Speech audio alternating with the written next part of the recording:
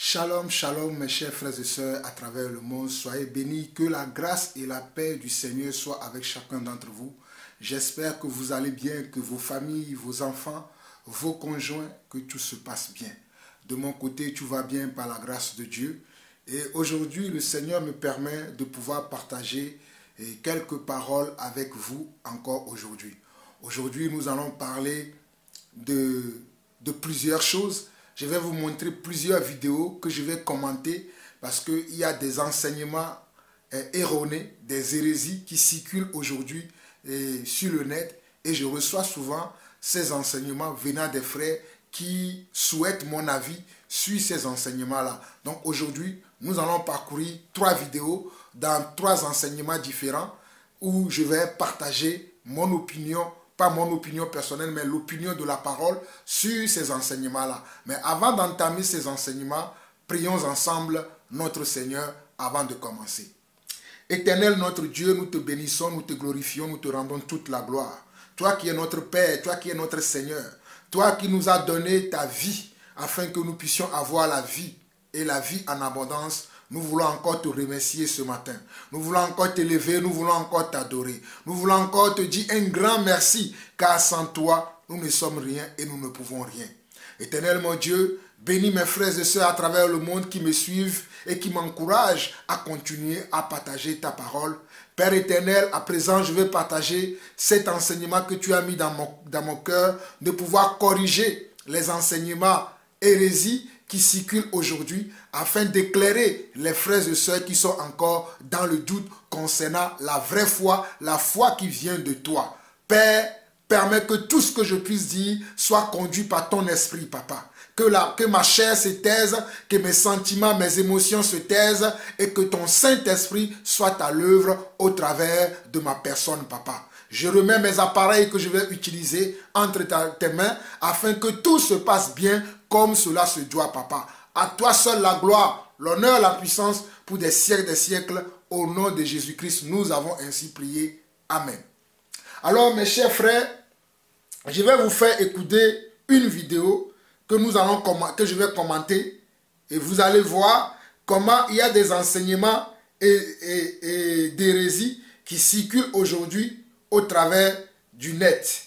Et beaucoup de ces enseignements sont très dangereux pour ceux qui ne maîtrisent pas la parole de Dieu, pour ceux qui ne connaissent pas la parole de Dieu. Nous allons commencer par celle-là. Je ne vais pas utiliser les grands écrans comme j'ai l'habitude. Je vais utiliser mon téléphone afin de vous faire voir ces vidéos que j'ai reçues, que je partage avec vous.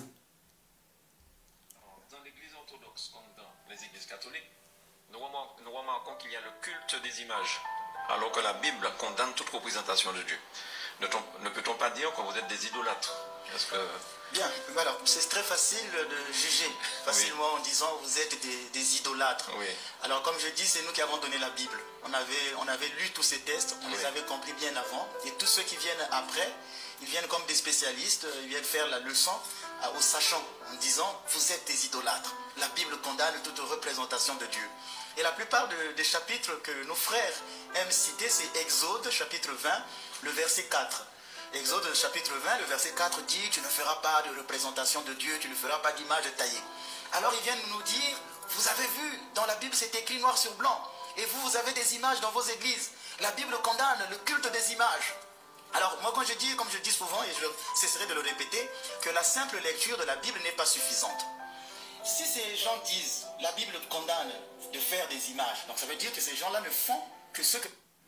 Avant de continuer,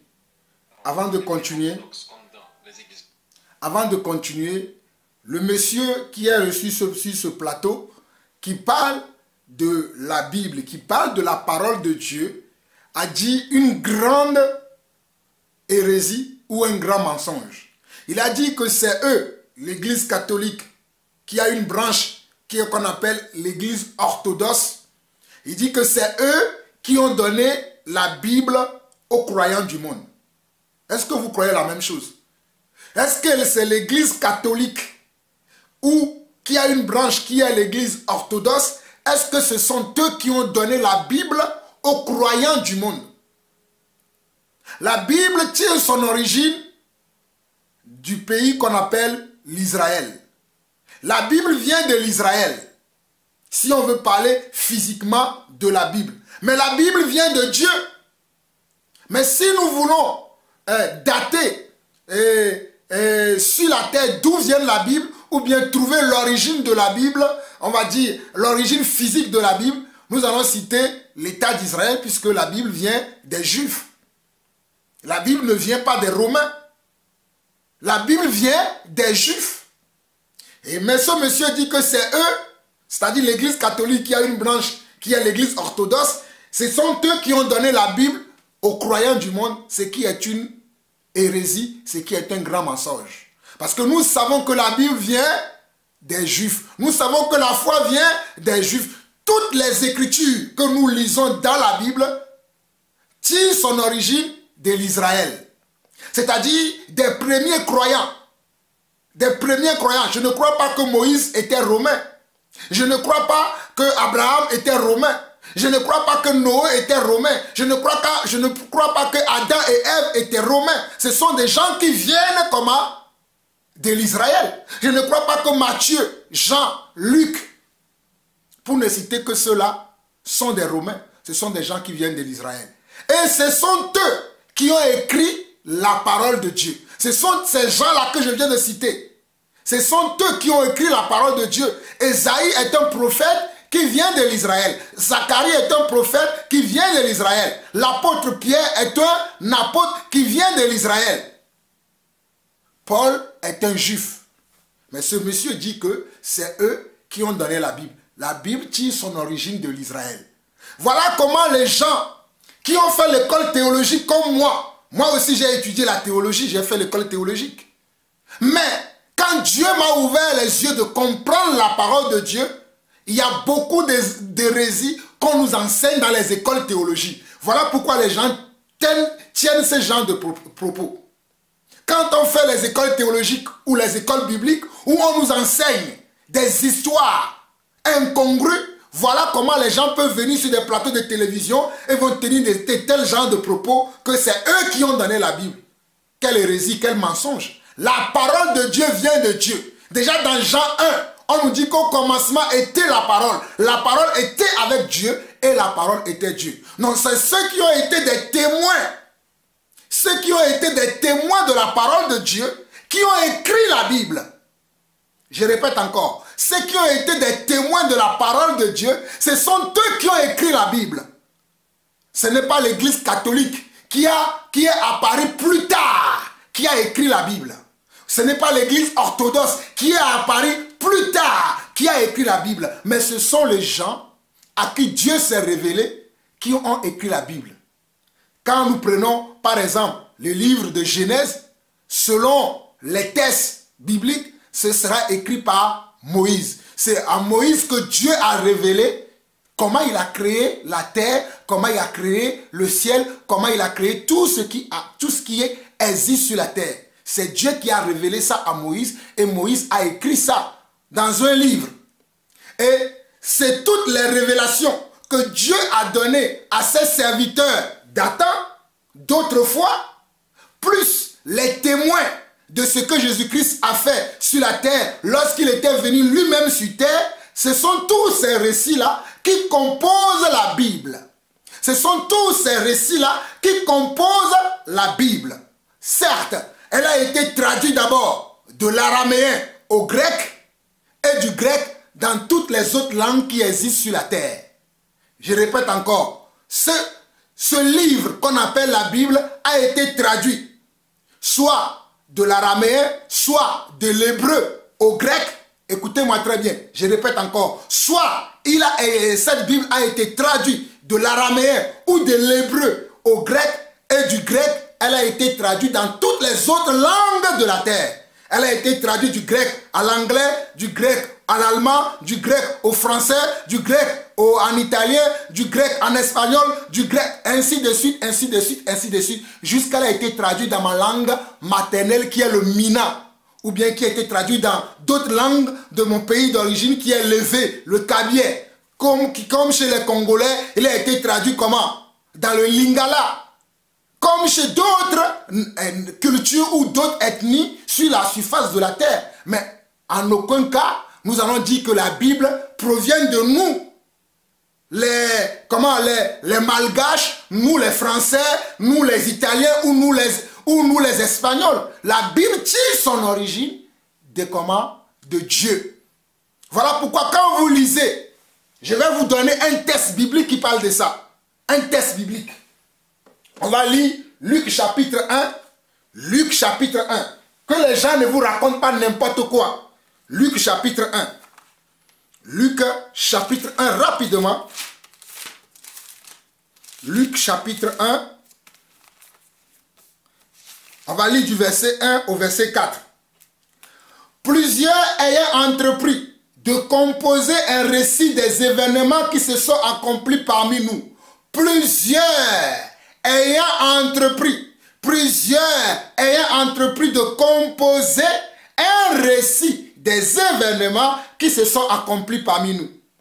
Suivant ce que nous ont transmis ceux qui ont été des témoins oculaires dès le commencement et sont devenus des ministres de la parole. Suivant la parole de qui? De ceux qui ont été témoins de ces choses.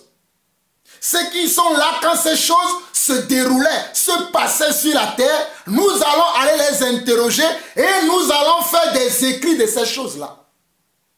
Voici comment certains passages bibliques ont été écrits, notamment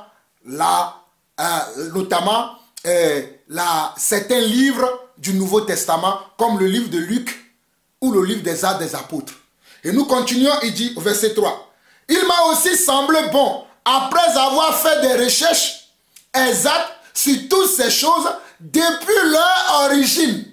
Depuis leur origine. Ce monsieur a oublié l'origine de la Bible. Et il va tromper les gens qui ne lisent pas leur Bible. Il va tromper les croyants qui sont des adeptes des religions, mais qui n'ont aucune relation avec Dieu, qui n'ont aucune relation avec la parole. Mais il ne trompera pas Jean-Paul Lawson et tous les autres frères et sœurs qui connaissent la parole de Dieu. Et il dit, il m'a aussi semblé bon, après avoir fait des recherches exactes sur toutes ces choses. Nos recherches doivent être exactes.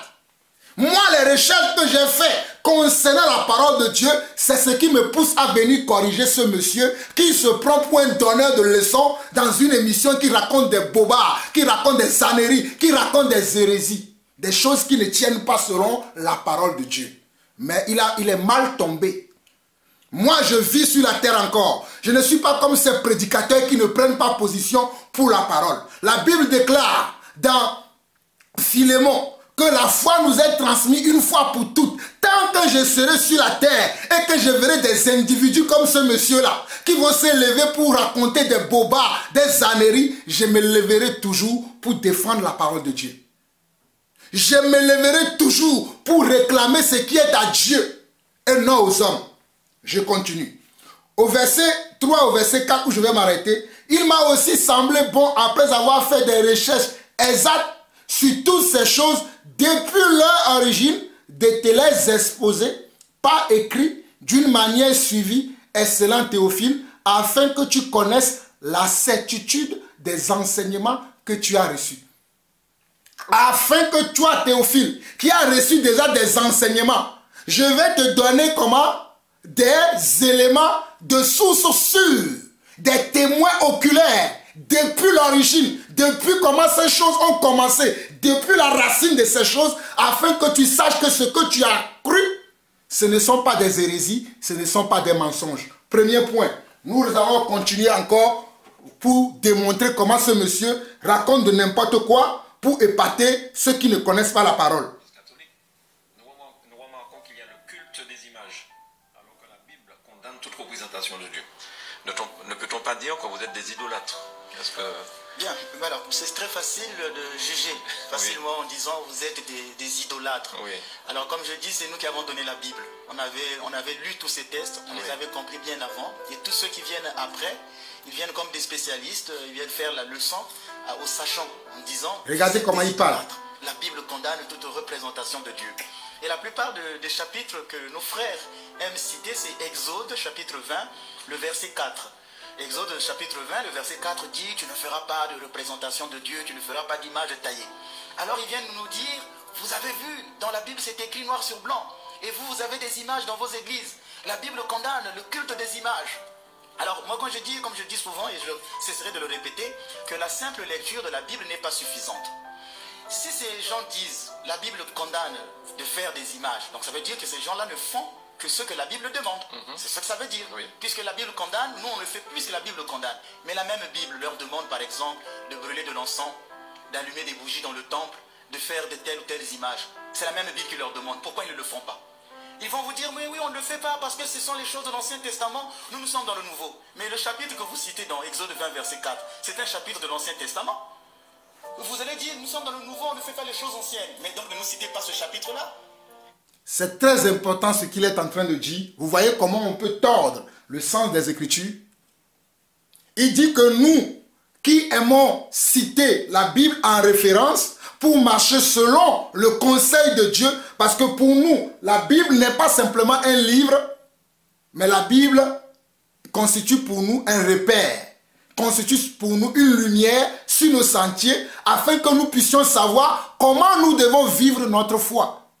Comment nous devons manifester notre foi. Comment nous devons suivre le Seigneur. Et là, il prend un bon exemple. Il dit que souvent, quand nous les indécents, en leur disant que eux qui se disent croyants, mais qui font le contraire de ce que la Bible enseigne, ils disent que nous disons des hérésies, nous disons n'importe quoi. Alors que ce sont eux qui font n'importe quoi. Le passage qu'il prend dans Exode chapitre 4, pour dire que nous n'aimons pas les images taillées, ça fait partie de comment? Ça fait partie des commandements de Dieu. Et ce que cet homme a oublié, les commandements de Dieu, il y a des commandements de Dieu qui sont relatifs au culte. Il y a des commandements de Dieu qui sont relatifs aux lois sociales, comment nous devons vivre dans la société. Il y a des commandements qui sont relatifs aux lois spirituelles. Et il y a des commandements qui ne sont que des commandements pour notre bien-être personnel. Dans le temps où à l'époque Dieu avait interdit de ne pas consommer de tels aliments. Mais je ne vais pas aller sur tout ce terrain-là. Mais je vais simplement lui expliquer à ce monsieur qui se croit être un érudit de la Bible, mais qui raconte n'importe quoi, que effectivement, il y a des choses qui concernent l'ancienne alliance ou l'ancien testament qui sont encore d'actualité dans le Nouveau Testament, notamment les 10 commandements de Dieu. Les 10 commandements n'ont pas été abolis. Les 10 commandements n'ont pas une fin. Ce sont des lois qui sont éternelles. Mais les lois qui sont relatives au culte, c'est-à-dire pourquoi eux aujourd'hui, ils ne tuent pas aussi les animaux dans l'église catholique? Pourquoi ils ne le font pas? Moi aussi je pourrais lui poser la question de cette manière. Donc tout ce qui est relatif aux lois, au culte, aux traditions, au culte, comme il parlait de pourquoi on n'utilise pas la sang, pourquoi on n'utilise pas la sang, tout ça, c'est parce que toutes ces choses-là étaient relatives au culte. Et la personne à qui nous rendons le culte aujourd'hui, c'est Jésus-Christ. C'est à Jésus-Christ que nous rendons le culte aujourd'hui. Et tous ces accessoires n'ont plus lieu d'être. Je répète encore. Nous rendons un culte aujourd'hui à Jésus-Christ. Et tous ces accessoires n'ont plus lieu d'être. Voilà pourquoi dans Romains chapitre 12, le verset 11, l'apôtre Paul, l'excellent apôtre Paul, nous dira, offrez-vous en sacrifice au Seigneur. Offrez-vous, je vais vous le lire rapidement, Romains chapitre 12, verset 11. Je vais vous lire ça rapidement, afin que vous puissiez comprendre que ces gens de prédicateurs qui viennent donner des leçons, mais qui ne connaissent pas. Romains 12, verset 1, dit ceci. Je peux lire verset 1 au verset 2 même, pour vous éclairer, qui dit ceci. Je vous exhorte donc, frères, par les compassions de Dieu, à offrir vos corps comme un sacrifice vivant, saint, agréable à Dieu, ce qui serait de votre part un culte raisonnable. Nous voulons rendre un culte raisonnable à Dieu aujourd'hui. Monsieur le curé, monsieur le padré, monsieur l'archevêque, monsieur le monseigneur, toi qui ne connais pas les Écritures parce que tu crois que ce qu'on t'a enseigné à l'école théologique, quand tu viens citer les mots grecs, je pourrais en citer aussi des mots grecs parce que j'ai fait l'école théologique comme toi. Mais malheureusement pour toi, moi j'ai été sauvé parce que Dieu m'a ouvert les yeux. Dieu m'a fait comprendre les Écritures. Dieu m'a donné l'esprit pour comprendre les Écritures. Toi, tu es dans la lettre, mais tu n'as pas l'esprit de la parole. Il faut que l'esprit de la parole t'accompagne afin que tu comprennes les pensées du Seigneur. Alors le Seigneur veut que nous lui rendons un culte raisonnable. Voilà pourquoi Paul dira, frère, je vous ai donc par les compassions de Dieu, à offrir vos corps comme un sacrifice comment? Vivant. Un sacrifice vivant, saint, agréable à Dieu, ce qui serait de votre part un culte raisonnable. Alors vos cultes que vous faisiez, que ce soit dans l'église catholique ou dans l'église orthodoxe, ne sont pas des cultes raisonnables, ne sont pas des cultes que Dieu agrée, parce que Dieu veut un culte raisonnable. Et dans le verset 2, on nous dit, ne vous conformez pas au siècle présent, mais soyez transformés par le renouvellement de l'intelligence afin que vous discerniez quelle est la volonté de Dieu, ce qui est bon, agréable et parfait. Ne vous conformez pas au siècle présent, mais soyez transformés par le renouvellement de l'intelligence afin que vous discerniez quelle est la volonté de Dieu, ce qui est bon, agréable et parfait. Non, nous ne conformons pas nous. Nous restons dans la volonté du Seigneur. Nous faisons ce que Dieu nous conseille. Nous ne changeons pas les conseils de Dieu parce que nous pensons que nous sommes devenus plus sages que Dieu. Continuez à écouter. Parce que c'est au nom de la Bible, au nom de la Bible. Mais en fait, ces gens-là même ne respectent pas leur propre Bible. C'est pourquoi il faut demander pourquoi vous faites ça. Au lieu de dire vous êtes, au lieu de juger, il faut d'abord demander mais pourquoi vous avez des images dans votre église. Et aujourd'hui, laissez-moi vous expliquer. En fait, ce chapitre de l'Exode 20, verset 4 répond à un contexte. Le contexte, c'est que le peuple d'Israël sort de l'Égypte. En Égypte, il y avait le culte des images, des idoles. Et il y aura bientôt le veau d'or que le peuple va faire dans le désert. Ils vont adorer un veau d'or. Alors Dieu veut interdire son peuple de ne pas faire une réminiscence de la religion égyptienne. S'ils leur laissent faire, ils vont tomber dans cette idolâtrie des Égyptiens. Est-ce qu'on vous appelle réminiscence? C'est-à-dire repartir dans la religion des Égyptiens. Par exemple, chez les Égyptiens, le soleil était considéré comme un dieu. Ils adoraient le soleil. Mais déjà, Dieu leur montre que le soleil, ce n'est qu'une créature. C'est pourquoi dans Genèse, on dit Dieu fit les luminaires. C'est une grande révélation pour les Juifs de comprendre qu'en fait, le soleil n'est pas Dieu. On ne peut pas être adoré, ce n'est qu'une créature. Ce que les Égyptiens ne savaient pas. Donc il y a là une pédagogie de Dieu. Dieu veut leur montrer que si vous faites ces images-là, vous allez tomber dans l'idolâtrie des Égyptiens. Et ce commandement s'inscrit dans un contexte, il dit, tu aimeras le Seigneur ton Dieu de tout ton cœur. Donc en fait, lorsqu'une personne n'aime pas Dieu, quelqu'un aime sa voiture, aime sa femme, aime son argent plus que Dieu, là nous sommes dans l'idolâtrie. Ce n'est pas une image de Jésus-Christ en tant que tel qui m'emmène vers l'idolâtrie, mais c'est tout ce qui n'est pas Dieu. Parce que même dans la même Bible, vous verrez que Dieu va autoriser plus tard le culte des images. C'est Exode 20, verset 4 qui dit « Tu ne feras pas d'idole ». Mais dans Exode 25, le verset 17, Dieu demande au peuple de fabriquer des statues pour le temple. Dans le temple d'Israël, il y avait des statues, comme les chérubins qui étaient brodés. Il y avait l'arche d'alliance, ce sont des objets. Ces objets-là étaient vénérés, encensés. Il y avait des statues dans le culte. Par exemple, quand le Seigneur a voulu construire le temple, oh Seigneur, ouvre les yeux de ces aveugles-là, papa. S'il te plaît, Seigneur, ouvre les yeux de ces hommes aveugles. Comme chez moi, là, vous voyez ces choses-là. Regardez, chez moi, ça c'est un tableau. C'est une décoration.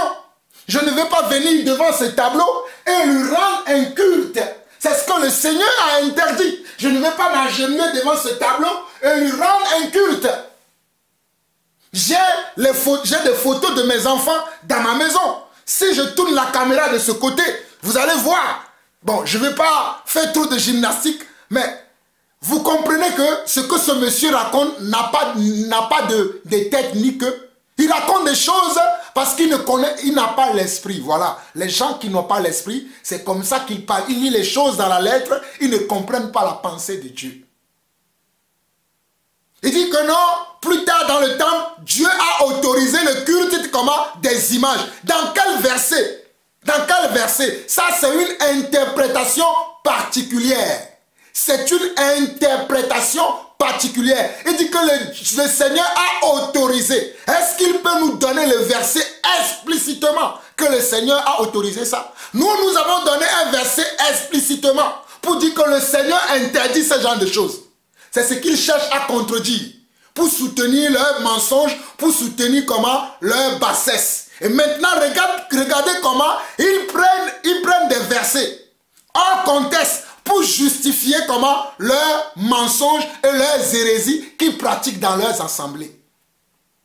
Ils prennent des versets dans leur ils prennent des versets, les sortent de leur contexte pour en faire un prétexte pour justifier les choses qu'ils font en disant que le Seigneur notre Dieu a autorisé le culte des images parce que dans le temple, le Seigneur avait donné des choses spécifiques que les sacrificateurs devaient placer, ou bien que Moïse et Aaron devaient placer à des endroits stratégiques dans le tabernacle, dans le sanctuaire qu'ils avaient construit, qui étaient des choses de, comme je vous l'ai montré tout à l'heure, des choses de décoration, et qui étaient aussi des choses relatives au culte, qui étaient des choses qui étaient relatives au culte qu'on devait utiliser pour faire le culte au Seigneur. Mais je vous ai montré tout à l'heure, selon Romains 12, verset 1, que maintenant c'est notre corps qui représente le culte au Seigneur. Ce n'est plus pas des objets que nous avons.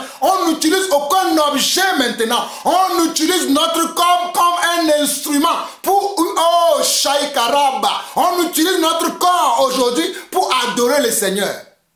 Il n'y a plus lieu d'utiliser aujourd'hui comment des images, de l'encens et toutes ces choses qui étaient avant dans le tabernacle. Nous n'utilisons plus ces choses, mais nous offrons notre corps en sacrifice au Seigneur. Voilà les gens qui sont dépourvus d'esprit et qui viennent parler de la parole et qui nous traitent de non-connaisseurs, que ce sont eux les sachants. Tu vois, tu sais quoi toi? Tu sais quoi? Tu ne connais pas la vérité. Tu dis n'importe quoi. Tu dis des sottises. Tu dis des hérésies. Tu tords le sang des Écritures. Et tu nous dis que nous sommes les... Vraiment, écoutez jusqu'à la fin. Continuez à écouter. Quand le peuple est mordu par le serpent d'airain, Dieu leur demande de fabriquer une statue et quiconque regardera le serpent d'airain sera sauvé. Dieu pouvait parler, lui qui est esprit, pour que le peuple soit guéri des morsures du serpent. Je vais reculer un peu pour que vous puissiez comprendre l'hérésie qu'il est encore en train de dire encore. Donc vous voyez qu'il y a une pédagogie de Dieu. Les gens des Égyptiens. Par exemple, Écoutez. les Égyptiens, le soleil était considéré comme un dieu. Ils adoraient le soleil. Mais déjà, Dieu leur montre que le soleil, ce n'est qu'une créature. C'est pourquoi dans Genèse, on dit Dieu fit les luminaires. C'est une grande révélation pour les Juifs de comprendre qu'en fait, le soleil n'est pas Dieu. Il ne peut pas être adoré, ce n'est qu'une créature. Ce que les Égyptiens ne savaient pas. Donc il y a là une pédagogie de Dieu.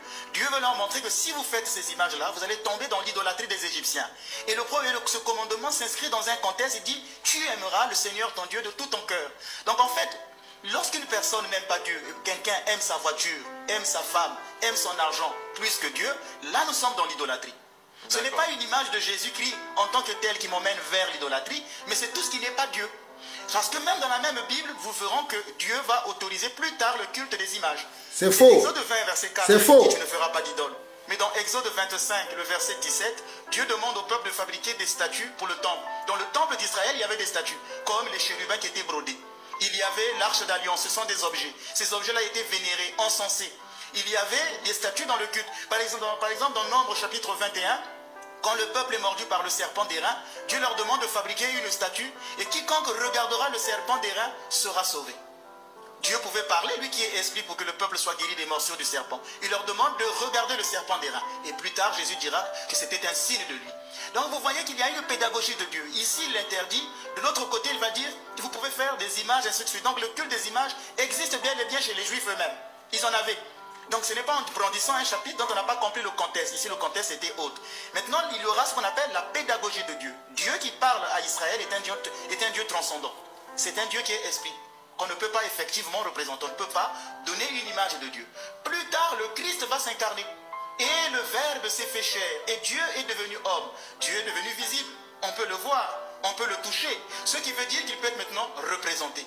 Donc celui que nous représentons dans nos images, dans nos icônes, ce n'est pas Dieu le Père, parce que lui n'a pas pris de nature humaine. On ne peut pas faire une image effectivement de Dieu le Père, parce qu'il n'a pas pris une nature humaine. Nous n'avons pas des images du Saint-Esprit. Bien qu'il y ait des symboles de l'Esprit Saint, l'eau, le feu, mais la personne de l'Esprit Saint ne s'est pas incarnée.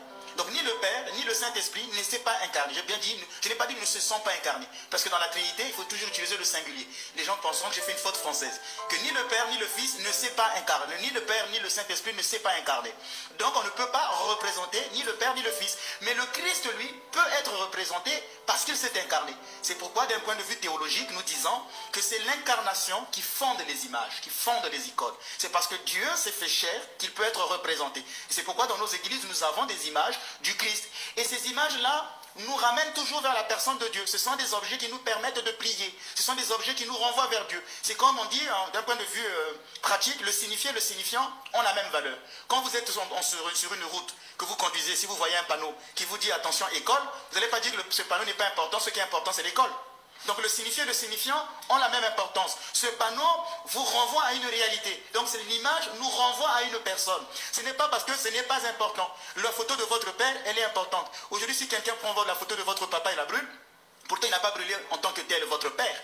Il a brûlé que la photo. Vous direz, ben, faites comme cela. Vous allez voir que vous allez vous mettre en colère.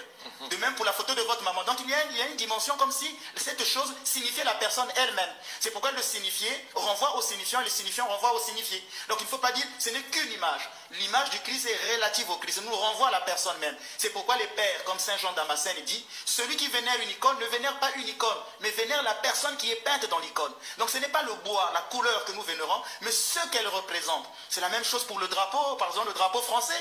Pourquoi dans certains pays, lorsqu'on veut revendiquer, on veut être contre un pays, on brûle le drapeau du pays? Pourtant, on aurait dit on a brûlé le drapeau, mais est-ce que vous avez été brûlé en tant que Français? Est-ce que le chef de l'État, les ministères ont été brûlés? Non, pourtant. Mais pourtant, ce geste est grave. Donc, cette chose, ce drapeau nous renvoie à une chose. Et c'est pourquoi nous, dans les églises, nous vénérons les icônes. On ne peut pas parler en tant que tel vraiment de culte des images, parce que le culte est rendu à Dieu, mais au moyen de l'image. Ok, vous avez vu? Dans l'église orthodoxe, comme dans les Vous avez vu? Vous voyez comment ces gens ont la manipulation de la langue. Ils manipulent la langue, ils manipulent leur langue pour pouvoir tromper ceux qui sont faibles d'esprit. Pour pouvoir, je dis bien, pour pouvoir tromper ceux qui sont faibles d'esprit. J'ai déjà expliqué une première partie. Dans la seconde partie, regardez l'exemple que ce monsieur va prendre concernant le serpent d'airain. Le serpent d'airain que Moïse avait fait, Moïse ne l'a pas fait lui-même.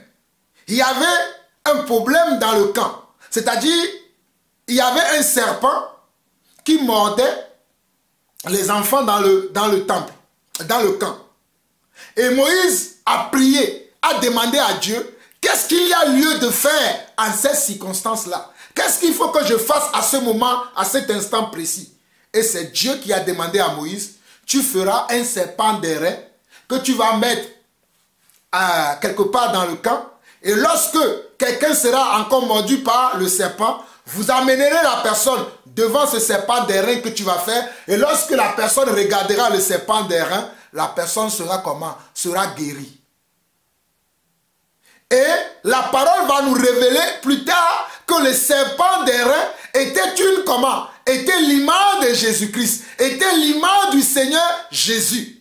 Comme la parole nous a révélé également que le rocher sur lequel Moïse tapait pendant qu'ils étaient dans le désert et que le peuple était assoiffé, le peuple manquait d'eau et qu'il demandait à Moïse de trouver de l'eau, de pouvoir boire de l'eau, et que Moïse avait prié et que le Seigneur lui avait révélé que tu verras comment, tu vas prendre ton bâton pour toucher comment ce rocher, et ce rocher-là va te donner de l'eau. Et on verra plus tard dans 1 Corinthiens chapitre 10 que ce même rocher-là était Jésus-Christ. Que ce même rocher, le rocher qui avait donné de l'eau au peuple juif lorsqu'il était dans les déserts, que ce rocher-là était Christ. Mais ce que cet homme a oublié, toutes ces choses-là, c'est le Seigneur lui-même qui a demandé qu'il en soit ainsi. C'est le Seigneur qui a demandé à Moïse de pouvoir représenter par le serpent d'airain. C'est le Seigneur qui lui a demandé ça. Et c'était une exception que le Seigneur a fait. Moïse, après plus tard, n'a pas fait d'autres images dans le temple. Moïse, après plus tard, n'a pas décidé de son propre chef, puisque le Seigneur lui a dit de faire un serpent d'airain. Donc aujourd'hui, maintenant, je vais faire un serpent de vache. Et serpents je sais pas, de moutons ou de ceci ou de cela. Mais il s'est cantonné à rester que dans ce que Dieu lui a dit. Il n'a pas inventé lui-même d'autres choses sous prétexte que, et voilà, le Seigneur a donné comment, a autorisé le culte des images. Et voilà un autre grand blasphème que ce monsieur a dit. Il a dit que, oh my God, que le Seigneur pardonne ce monsieur, que le Seigneur pardonne tous les gens qui croient ces choses. Ce monsieur a dit que l'image du Christ qu'ils adorent là, que ce serait le vrai image du Seigneur parce que le Seigneur s'est incarné. Mais ce qu'il a oublié, à l'époque où le Seigneur s'est incarné, la photographie n'existait pas. À l'époque où le Seigneur Yeshua, Mashiach, s'est incarné, la photographie n'existait pas encore. Alors, l'image qu'il présente aux gens, ils l'ont trouvé où? That is the question, disent les Anglais. Je répète encore, à l'époque où notre Seigneur, le Mashiach, alléluia, le Mashiach que nous aimons, le Mashiach que nous adorons, lorsque le Mashiach s'est incarné sur la terre, lorsque le Verbe est devenu chair sur la terre, à cette époque-là, le caméra n'existait pas. Comme vous me voyez en caméra aujourd'hui, à cette époque-là, le caméra, l'image n'existait pas. Hein? Faire une photo d'une image n'existait pas. On pouvait, avec l'argile, faire une image. On pouvait, avec l'argile, ou bien avec des dessins, dessiner des choses. Mais photographier une personne, ça n'existait pas. Alors, ils ont fait l'image là comment? Ça, c'est la première question. Et la deuxième chose, qui leur a autorisé de faire ça? Est-ce que Jésus a demandé qu'on fasse son image? Jésus n'a pas demandé ça. Voilà pourquoi c'est que lui-même, il a dit dans Exode 4, le condamne. Puisque Jésus a dit, ne faites ni d'image, ni de représentation quelconque. Regardez, le passage dit, ne faites ni d'image, ni de représentation quelconque des choses qui sont dans les cieux, des choses qui sont sur la terre ou sous la terre, pour pouvoir les vénérer ou les adorer. Pour pouvoir les vénérer ou les adorer. Mais eux, ils adorent les statuettes. Ils vénèrent les statuettes. Ils adorent les statuettes. Sous prétexte que, comme plus tard, Dieu a ordonné à Moïse de faire un serpent d'airain dans une situation quelconque, dans un moment quelconque. Donc nous aussi aujourd'hui, nous pouvons faire des serpents d'airain. Mais tu ne comprends rien, tu ne comprends pas la parole de Dieu. Alléluia. Tu ne comprends pas la parole de Dieu. Aujourd'hui, c'est Jésus-Christ qui sert comment? Qui sert de sacrifice pour nos péchés, qui sert de rançon pour tout, qui sert comment je veux dire, des instruments de sacrifice. Jésus-Christ est le sacrifice lui-même, il est l'instrument lui-même, il est tout. Donc on ne peut plus utiliser autre chose. On ne peut rien utiliser en dehors de ce que Dieu lui-même a autorisé. Alors qu'il nous montre dans le Nouveau Testament, dans la Nouvelle Alliance, lequel de nos pères, c'est-à-dire ceux qui nous ont précédés dans la foi, qui ont utilisé des images.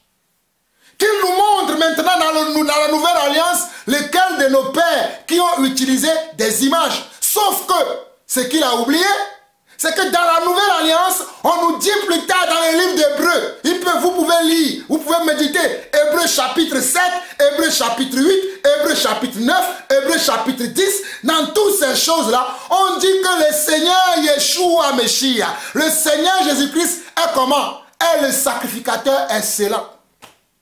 Et que la Nouvelle Alliance a pris fin. L'Ancien Testament a pris fin pour céder sa place à la Nouvelle Alliance. L'Ancien Testament, l'Ancienne Alliance, tous les commandements, toutes les choses qu'on faisait dans l'Ancienne Alliance qui étaient relatives au culte ont pris fin pour céder leur place maintenant à ce qui est nouveau. Et si l'Ancien a vieilli, il doit disparaître pour céder la place au nouveau, à la nouvelle chose, à la nouvelle loi. Regardez, même dans le monde, quand il y a une loi qui est votée et que cette loi-là a subi une transformation ou bien a subi une progression, qu'est-ce qui se fait dans le monde? L'ancienne loi est comment? Est mise au placard et c'est la nouvelle loi qui est appliquée. Et c'est la nouvelle loi qui est appliquée. Mais quelle est la nouvelle loi qu'ils pratiquent dans leur église orthodoxe? Vous voyez que ces gens-là ne connaissent pas la parole de Dieu. Je vais vous lire un passage dans Hébreux chapitre 7 rapidement. Parce que ce monsieur ne connaît pas la parole de Dieu et il veut donner des leçons en disant que ce sont eux qui sont les sachants et que nous sommes les gens qui ne connaissent rien. Dans Hébreux chapitre 7, le verset 12, à partir du verset 12, il est écrit ceci. Car le sacerdoce étant changé, il y a aussi nécessairement un changement de loi. Est-ce que ce monsieur a lu ça? Car le sacerdoce étant changé, il y a aussi nécessairement, ça veut dire c'est nécessaire, c'est obligatoire. On ne peut pas le déroger, on ne peut pas passer outre. Voilà pourquoi il est écrit, car le sacerdoce étant changé, il y a aussi nécessairement un changement de loi. En effet, celui de qui ces choses sont dites appartient à une autre tribu, dont aucun membre n'a fait le service de l'autel. Vous avez vu? Le service dans l'autel. Je vous dis, tout ce qui est relatif à l'autel, comme il citait dans son truc pour épater les gens là, il épatera les ignorants, les gens qui ne lisent pas leur Bible, les gens qui n'ont pas le Saint-Esprit. Mais il ne peut pas épater Jean-Paul Lawson. Je continue. Verset 4. Car il est notoire que notre Seigneur est sorti de Juda, tribu dont Moïse n'a rien dit pour ce qui concerne le sacerdoce. Pour ce qui concerne comment? Le sacerdoce qui était relatif au culte, qui était relatif aux objets dans le culte, comme il aime citer les objets. Verset 15. Cela devient plus évident encore quand il paraît un nouveau sacrificateur à la ressemblance de Melchisédek, institué non d'après la loi d'une ordonnance charnelle, non d'après la loi d'une ordonnance charnelle. Alléluia. Amen. Amen. Amen. Voilà. Regardez. Cela devient plus évident. Cela devient plus évident. Nous sommes dans Hébreux 7, le verset 15. Encore, quand il paraît un autre sacrificateur à la ressemblance de Melchisédek, institué non d'après la loi d'une ordonnance charnelle, mais selon la puissance d'une vie impérissable, car ce témoignage lui est rendu. Tu es sacrificateur pour toujours selon l'ordre de Melchisédek. Il y a ainsi abolition. Il y a ainsi abolition. Hébreux 7, verset 18. Il y a ainsi abolition d'une ordonnance antérieure à cause de son impuissance et de son inutilité. Est-ce que ce monsieur connaît les Écritures? Hébreux 7, verset 18 dit, il y a ainsi abolition d'une ordonnance antérieure à cause de son impuissance et de son inutilité. Car la loi n'a rien amené à la perfection et introduction d'une meilleure espérance par laquelle nous approchons de Dieu. Car la loi n'a rien amené à la perfection ou introduction d'une meilleure espérance par laquelle nous, les croyants, nous approchons de Dieu. Et cela n'a pas eu lieu sans serment. Et cela n'a pas eu lieu sans serment. Car les Lévites sont devenus sacrificateurs sans serment. Mais Jésus-Christ l'est devenu avec serment par celui qui lui a dit, le Seigneur a juré et il ne se repentira pas. Tu es sacrificateur pour toujours selon l'ordre de Melchisédek. Jésus est par cela même le garant d'une alliance plus excellente. Jésus est par cela même le garant d'une alliance plus excellente. Hébreux 7, verset 22. Je relis encore pour vous le verset 21 au verset 22. Car les Lévites sont devenus sacrificateurs sans serment, mais Jésus-Christ l'est devenu avec serment par celui qui a dit, le Seigneur a juré et il ne se repentira pas. Tu es sacrificateur pour toujours selon l'ordre de Melchisédek. Jésus est par cela même le garant d'une alliance plus excellente. Voilà ce que cet homme n'a pas compris. Voilà pourquoi il est là, à tergiverser, à aller dans tous les sens, à prendre des versets en contexte pour justifier leurs hérésies, leurs mensonges, leur idolâtrie. Jésus n'a jamais accepté l'idolâtrie et Jésus n'a jamais enseigné l'idolâtrie. Ni dans l'ancienne alliance, ni dans la nouvelle alliance, Jésus n'a jamais accepté l'idolâtrie. Voilà pourquoi la Bible nous dira plus tard dans le livre d'Hébreux encore, chapitre 10, que le Seigneur est le même hier, aujourd'hui et éternellement. S'il n'a pas accepté l'idolâtrie hier, ce n'est pas aujourd'hui qu'il acceptera et il ne l'acceptera pas non plus demain. Voilà la vérité que je voulais vous révéler. Faites attention aux vidéos qui circulent aujourd'hui sur le net. Vous avez écouté votre serviteur, l'apôtre Jean-Paul Lawson. Shalom, la seconde vidéo suit très bien, tout de suite là. La seconde vidéo suit pour encore vous révéler d'autres choses. Shalom, shalom, shalom.